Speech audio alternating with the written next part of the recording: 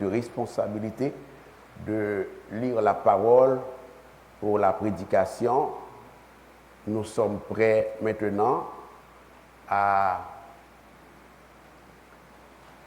Je vois une servante à ma droite. Je ne me rappelle pas. C'est sans doute quelqu'un qui m'a déjà été présenté, mais je vois beaucoup de personnes dans l'année. Gloire à Dieu. C'est ça, oui, c'est ça. Une famille, là. Un membre de la famille, là. C'est ça. Merci. Que le Seigneur te bénisse, femme de Dieu. Tu salueras ton pasteur de ma part et de notre part, s'il vous plaît, ensemble. Et voilà. Nous sommes prêts pour prêcher la parole aujourd'hui. La résurrection du Christ, source d'espérance. Et la résurrection du Christ, source d'espérance. Oui, cette résurrection est source d'espérance. Après sa mort, crucifixion, suivi de sa résurrection, frères et sœurs, le texte de Luc 24, 13 à 35, nous montre le Seigneur Jésus qui rencontre deux de ses disciples criblés de doutes, criblés de confusion par rapport à la tournure que les derniers événements de l'histoire a pris. En l'occurrence, la mort du Seigneur Jésus et son ensevelissement. Cette rencontre a lieu le dimanche en fin de journée. Deux disciples de Jésus qui, de toute évidence, n'étaient pas parmi les 11 apôtres, s'en vont chez eux. Je dis 11, étant donné que Judas a fait défection, vous vous rappelez? Donc, il tombe à 11. Ils s'en vont chez eux à un village très connu de l'époque, nommé Emmaüs, situé à environ 10 km au nord-ouest de Jérusalem. La Bible dit que ses disciples s'entretiennent de tout ce qui s'est passé au verset 14. Hein? Ils s'entretiennent de tout ce qui s'est passé, verset 14. Ils étaient tristes, ils étaient troublés, ils étaient découragés, ils étaient dans l'abattement,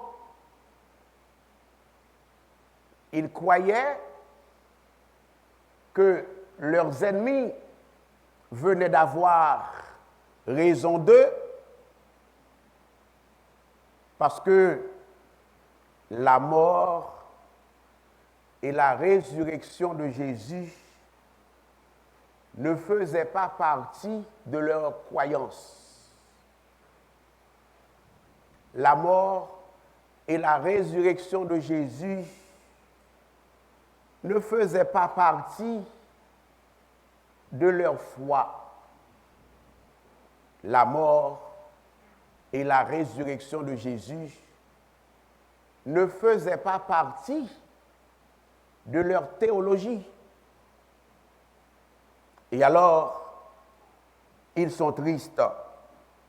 Maintenant que le Christ est mort, par crucifixion en plus, et enterré, frères et sœurs, mes bien-aimés.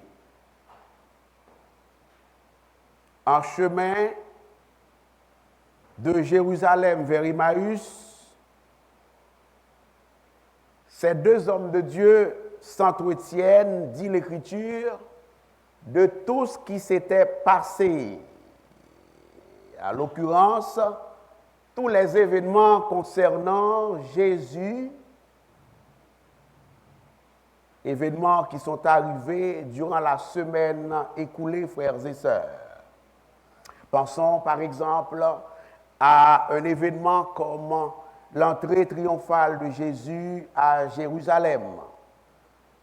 Le lundi, lorsque de grandes foules ont salué le Christ comme étant le Messie, loin de Dieu, et le fils de David.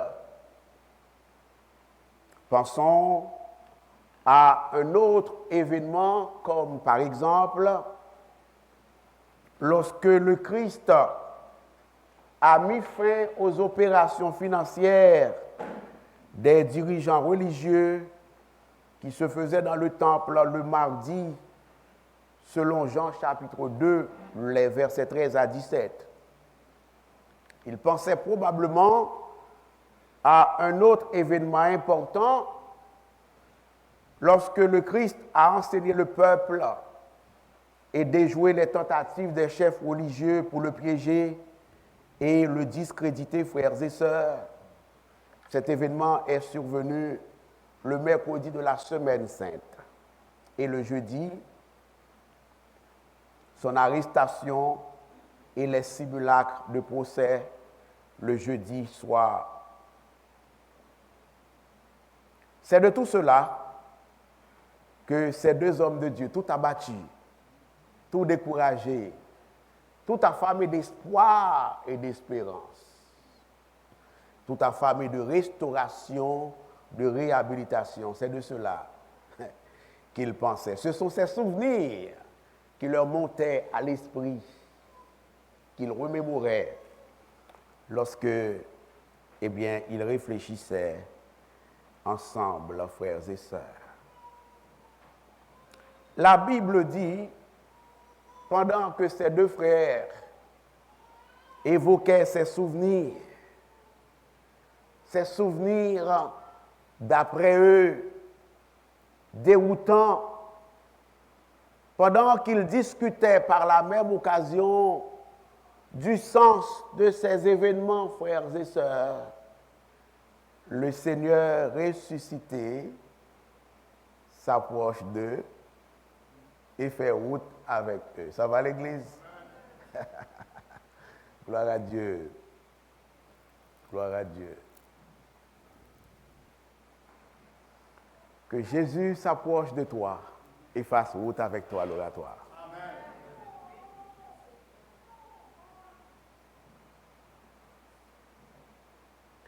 Verset 15. Les deux disciples ne savent pas qui il est, puisque leurs yeux sont empêchés de le reconnaître.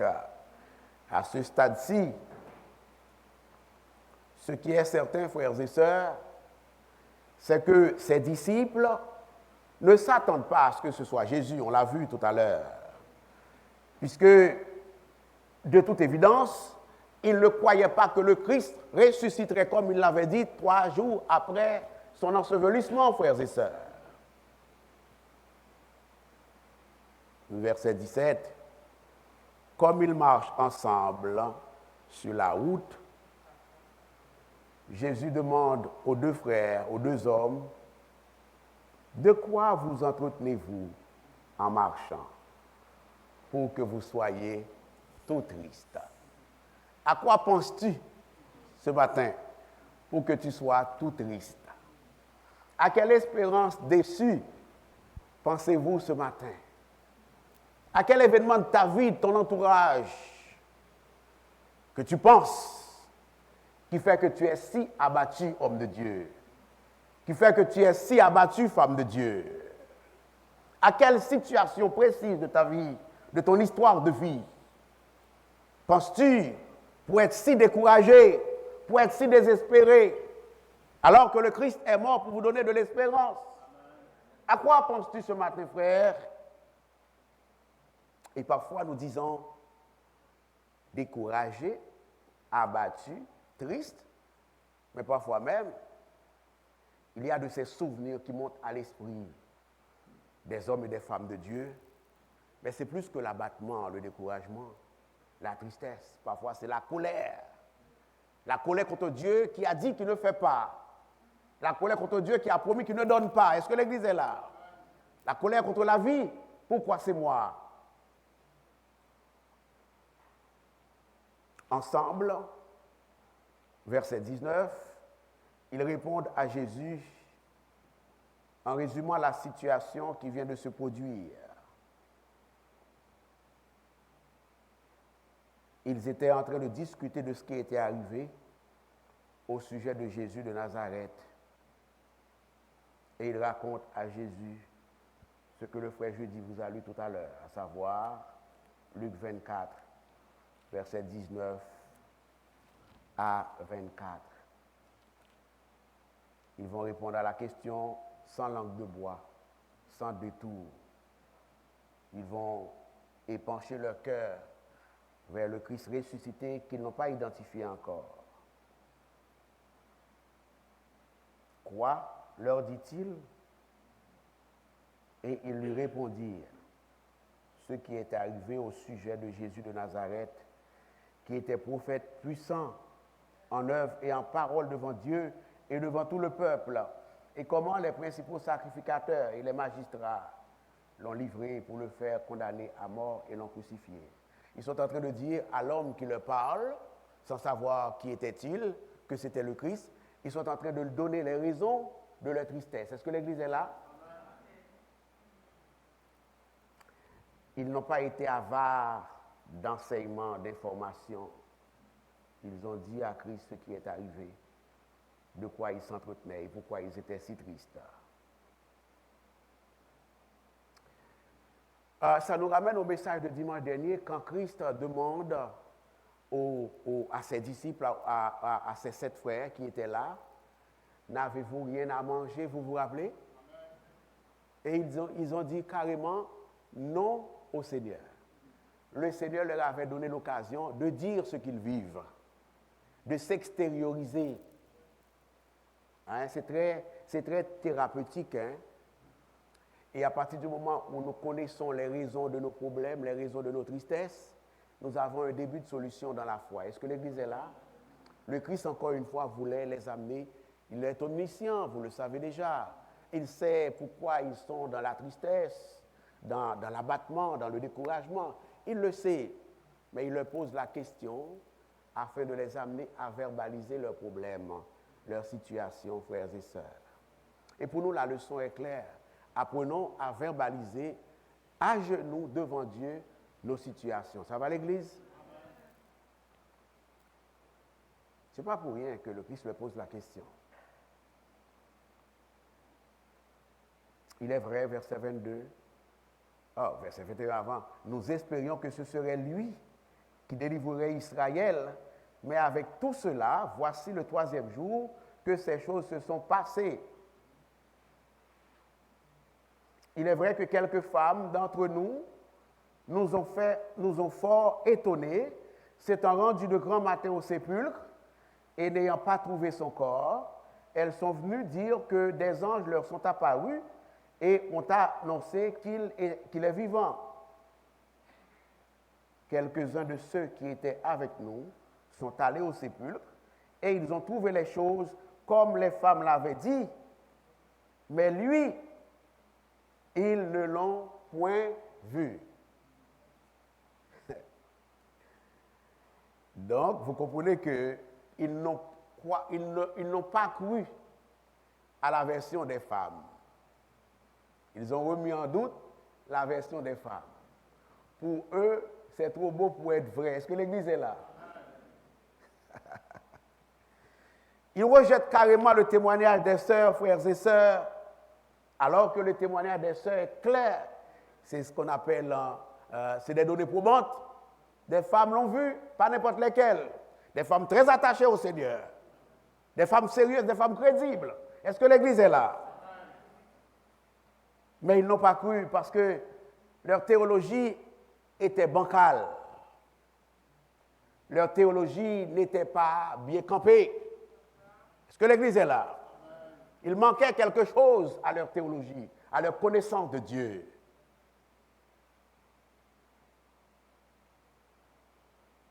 Et toutefois, pour arriver à la conclusion que Jésus est ressuscité, ils rejettent le témoignage. Pierre et Jean sont allés au sépulcre. Ils ont trouvé les choses que les sœurs racontaient. Mais eux, ils n'en sont pas convaincus, frères et sœurs. Ne nous empressons pas de leur lancer des pierres. Ça va l'église? Vous allez voir pourquoi tout à l'heure. Ne nous empressons pas de leur lancer des pierres. Versets 25 à 27, l'oratoire. La parole de Dieu nous montre comment, dans sa grâce, dans sa patience, dans sa longanimité, comment Jésus a usé de compassion à l'endroit des deux disciples d'Emmaüs.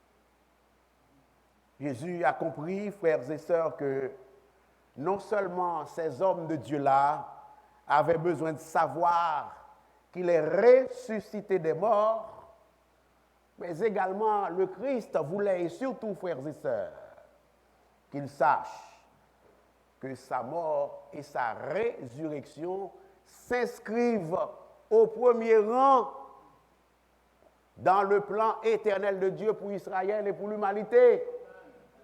C'est ça qu'ils n'ont pas compris. C'est des hommes de Dieu, ok? C'est juste que leur croyance est défaillante. Est-ce qu'on est là? Voilà pourquoi l'étude biblique est importante. Est-ce que l'Église est là? Voilà pourquoi l'école du dimanche est importante. Voilà pourquoi la prédication en chair est importante. La bonne prédication est importante. Parce que ça se peut bien que nous soyons des hommes et des femmes de Dieu, mais notre connaissance biblique et théologique a un problème qui empêche que, face aux épreuves, nous n'arrivons pas. Est-ce que l'Église est là?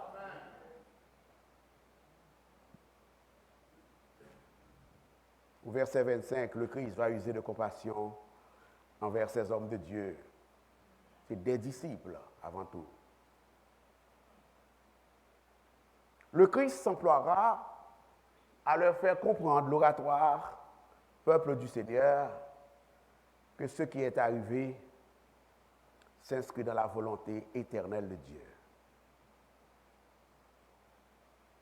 Pour ce faire, comme la fois passée, il leur adresse une réprimande amicale, une réprimande cordiale, une réprimande de grâce. OK? Homme sans intelligence, dit le Christ, et dont le cœur est lent à croire ce qu'ont dit les prophètes. Et une fois le Christ leur a dit cela, il s'applique à corriger leur vision de la vie, à corriger leur théologie. Au verset 26 à 27, peuple du Seigneur, ne fallait-il pas, dit le Christ, que le Christ souffre ces choses et qu'il entra dans sa gloire?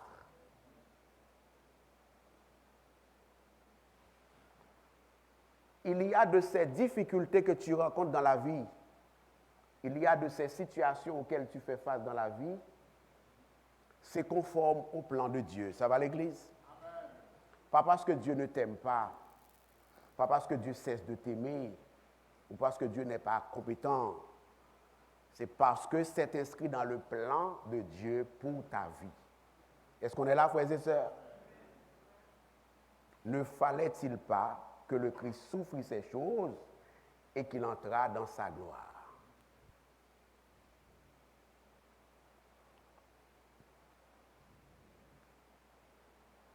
Ils s'attendaient à un Messie qui vaincrait leurs oppresseurs. Mais ils ne s'attendaient pas à un Messie qui aurait souffert pour apporter la vie au monde. Leur confusion découle de leur incompréhension et de leur incrédulité du Christ par rapport aux enseignements de l'Ancien Testament concernant le Messie, frères et sœurs.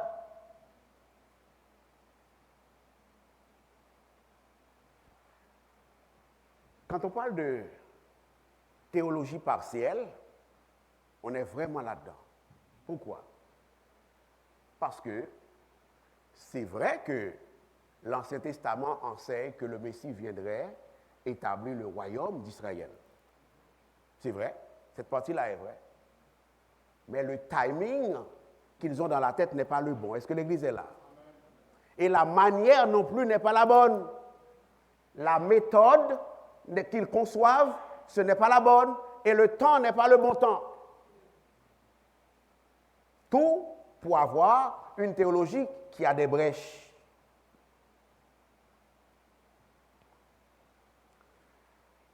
Ça ne vous fait pas penser aux épreuves de la vie. C'est à peu près vers là que je vais m'arrêter. Ça ne vous fait pas penser à vous et à moi aux épreuves de la vie? Peut-être que ce n'est pas votre cas à l'oratoire, Dieu merci.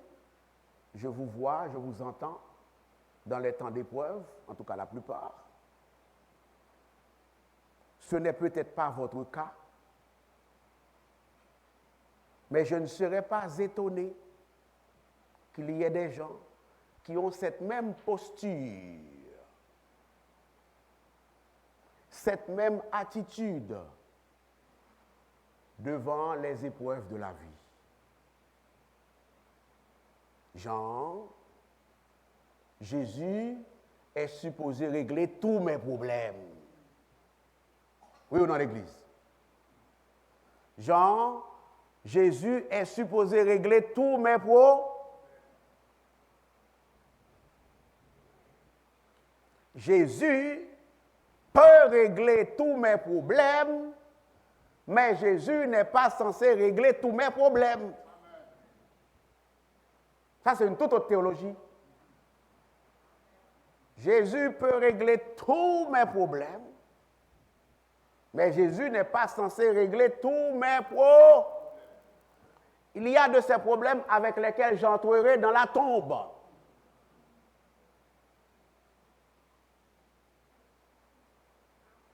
Ah! Bâton a changé beaucoup, je dis là. Il y a de ces problèmes avec lesquels il se peut fort bien que pour la gloire de Dieu, je rentre avec ça dans la tombe. Et ce problème va me quitter à la tombe. Et nous avons besoin de composer aussi avec cet aspect de l'Évangile. Est-ce que l'Église est là? C'est ça qui veut monsieur là, oui? C'est ça qui veut monsieur là, oui? C'est ce qui lui arrive. La journée où certains chrétiens s'aperçoivent qu'ils ont des problèmes que Jésus ne règle pas, et surtout, s'il te plaît, ne règle pas tout de suite, ils commencent à se demander si Jésus est bel et bien ressuscité. Pas vous, pas vous. Dieu vous en préserve. Ils commencent à se demander, depuis tout ce temps que je suis malade, depuis tout ce temps-là que j'ai des problèmes avec telle situation, nommez-les, vous les connaissez, c'est jamais résolu. Attendez-moi.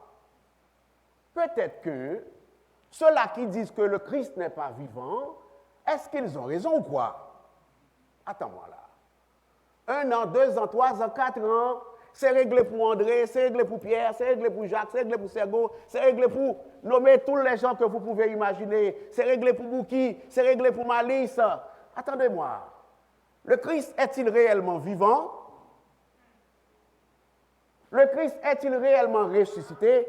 Est-ce que je comprends ce que je lis dans la parole de Dieu?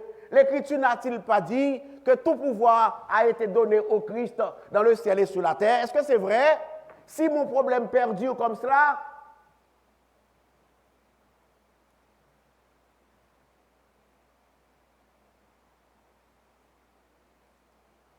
le problème,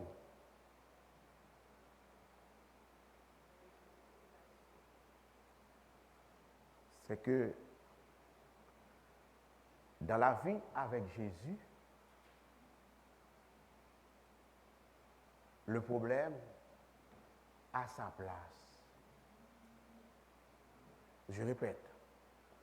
Dans la vie avec Jésus, le problème, les difficultés, les épreuves, les tracas, les manques, les privations sont là-dedans. Nommez-moi un homme et une femme de Dieu de l'Écriture que toi ou moi, nous avons vu que tout roulait pour eux comme sur des roulettes. À commencer par le Christ lui-même. Je ne suis pas obligé d'aller chercher Job, David, Moïse, les saints apôtres, Jacques, André, Jean. Puisqu'on a le Christ avec nous en ce moment, restons-y. L'homme juste lui-même, c'est à propos des épreuves qui lui sont arrivées que ces gens-là sont en train de réfléchir.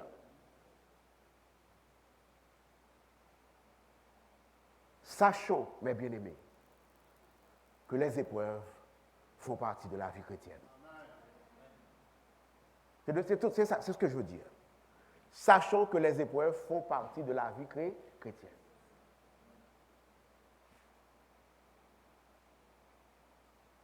Jésus fait tout pour sa gloire. Souvent, nous nous y méprenons. Ce qui intéresse Jésus, en tout premier lieu, lisez votre Bible bien. Ce qui intéresse Jésus en tout premier lieu, c'est ma ressemblance à Jésus. Oui. Il a racheté cette église afin de la purifier et la présenter devant Dieu comme une église pure et sans tache. La plupart du temps, c'est au travers des épreuves que cette purification passe. C'est ce que l'église est là.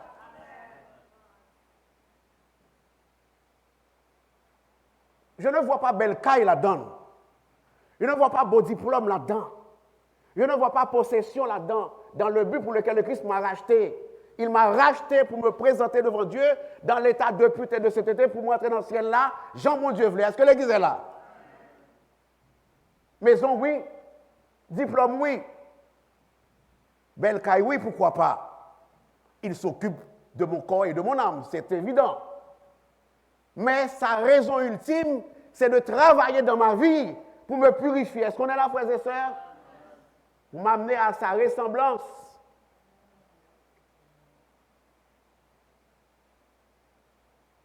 Et cette formation-là, la plupart du temps, est à partir des épreuves. Ça arrive aussi dans les beaux temps aussi, ok? Mais la plupart du temps, c'est dans les épreuves que ça se passe. Ça va l'église? Nous n'allons pas prier pour que Dieu envoie des épreuves, ok? Je ne vous prêche pas de demander à Dieu, cela dit, d'envoyer des épreuves. Mais quand il arrive une épreuve, demandons à Dieu de nous faire la grâce de vivre les épreuves à la lumière de sa parole. La Bible dit, tout est possible à celui qui croit. Vous connaissez ce verset? Mais la même Bible dit que le malheur atteint souvent le juste. Est-ce qu'on est là? Quand votre serviteur vous a dit tout à l'heure que les épreuves, les temps difficiles font partie de la vie chrétienne, ce n'est pas de moi, ce n'est pas une opinion. C'est une connaissance, c'est une information que Dieu me laisse dans sa parole. Le malheur atteint souvent, pas le méchant, non. C'est dans le royaume du monde que cela se passe comme ça. Dans le royaume de Dieu, c'est les justes que ça arrive souvent. Pourquoi? Parce que Dieu en a besoin pour purifier les justes. Est-ce que l'église est là? Et lorsqu'il fut près du village, frères et sœurs, il parut vouloir aller plus loin, versets 28 à 32. Mais ils le pressèrent en disant, reste avec nous, car le soir s'approche. Donc ils commencent, ils réalisent avec qui ils ont affaire dans leur épreuve, dans leur déboire. Il entra pour rester avec eux. Bien important de comprendre cela, frères et sœurs. Leur réaction démontre qu'ils désirent plus d'enseignement, plus d'instruction, plus de Jésus, plus de connaissance de Jésus. Ça va? Gloire à Dieu.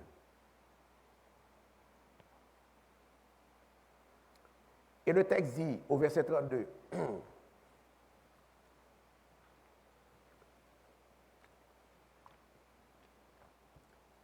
ils se dirent l'un à l'autre, verset 32, Luc 24, notre cœur ne brûlait-il pas au-dedans de nous lorsqu'il nous parlait en chemin et nous expliquait les Écritures? Gloire à Dieu. Qu'est-ce qui enflamme leur cœur comme cela? C'est la lumière de l'Évangile. C'est la compréhension de la parole de Dieu. Voilà qui brûlait leur cœur. C'est pour ça que j'arrive ce matin, je vous dis, la résurrection du Christ, source d'espérance. Voilà des hommes dont le cœur était asséché. Voilà des hommes dont le cœur était dévasté, triste. Et maintenant, le Christ a réchauffé leur cœur par sa présence et son éclairage. C'est une autre preuve que la résurrection de Jésus ce matin est source d'espérance. Jésus, la parole vivante de Dieu, le Seigneur de gloire ressuscité, frères et sœurs, apparu à ces hommes, il leur apporta joie, espérance et réconfort, particulièrement en leur expliquant les choses de Dieu, frères et sœurs. Gloire à notre Dieu. Il se questionnait par rapport aux événements entourant la mort de Jésus. Jésus leur a paru en chair et en os. Jésus leur a expliqué la parole. Jésus a redressé leur théologie. Jésus a corrigé leurs croyances. Et cela a apporté la joie et l'espérance, la vie pour ces gens-là, frères et sœurs. La vie recommença par la présence de Jésus-Christ. Ça va? Pour nous, c'est la même chose. Pour nous, ce matin, c'est la même chose. Dans nos épreuves, dans nos difficultés, Jésus n'apparaît pas physiquement pour nous parler, pour nous dire, écoutez mon frère, écoutez ma soeur, écoutez mon co-héritier, ma co-héritière. Ce problème-là, la parole de Dieu dit, voyez-vous, il ne le fait pas comme cela, physiquement, autre temps, autre façon de faire. Est-ce que l'Église est là? Mais qu'à cela ne tienne, la résurrection de Jésus-Christ est tout aussi bien source d'espérance pour vous et moi, puisque par sa résurrection, cette parole que nous avons, qui est la Bible, a été établie. Par sa résurrection, cette parole a été conservée. Par sa résurrection, cette parole a été enseignée par le don du Saint-Esprit qu'il a fait lui-même par sa résurrection. Est-ce qu'on est là, frères et sœurs? En sorte que, dans nos épreuves, c'est vers la Bible que nous nous tournons pour savoir quelle est la meilleure attitude à garder. Est-ce que l'Église est là? Comme ça s'est passé pour les deux disciples d'Emmaüs, c'est comme ça que cela passera pour nous aujourd'hui. C'est à la parole de Dieu que nous devons nous tourner, nous adresser pour voir comment faire face victorieusement aux épreuves. Ça va, frères et sœurs? Dans nos prières, demandons à Dieu, pour nous-mêmes, pour nos proches, pour nos frères et sœurs, une bonne compréhension, je termine, une bonne compréhension sans cesse renouvelée de la parole de Dieu. Ça va? Dans nos prières. Demandons à Dieu de nous faire comprendre le message biblique disant que le fait d'être chrétien ne garantit pas aux gens qu'ils seront exempts des difficultés de la vie. Est-ce qu'on est là? Demandons à Dieu qu'il utilise sa parole pour nous enseigner que plutôt que de ne pas avoir de problème parce qu'on est chrétien, l'Écriture nous enseigne de préférence qu'il sera avec nous tous les jours dans nos problèmes, dans nos tracas, dans nos difficultés. Demandons à Dieu de nous faire la grâce mes frères et mes sœurs, de comprendre qu'il ne nous abandonnera pas dans les problèmes et que nous ne serons pas seuls. Qu'il nous fasse comprendre que si notre compagnie d'assurance nous abandonne, si des amis nous abandonnent, si la famille même peut nous abandonner, l'Église même peut nous abandonner, lui, il ne nous abandonnera jamais. Dans les épreuves, c'est ce dont nous avons besoin avant la délivrance. Ça va l'Église? La délivrance viendra car Dieu est souverain. Mais il se peut que pour sa gloire, dans son plan éternel, pour ta vie, pour toi, pour ton entourage, le problème ne soit pas résolu aussi. Est-ce que l'Église est là? Je ne sais pas si ça va me faire perdre des fidèles, mais j'ai besoin de vous dire la vérité. Est-ce que l'Église est là? Je prie et je souhaite que tous les problèmes soient résolus, mais il se pourrait qu'il y en a un que Dieu dit non. Pour ma gloire, je ne résoudrai pas celui-là. Est-ce que l'Église est là? Soyez bénis dans la grâce du Seigneur.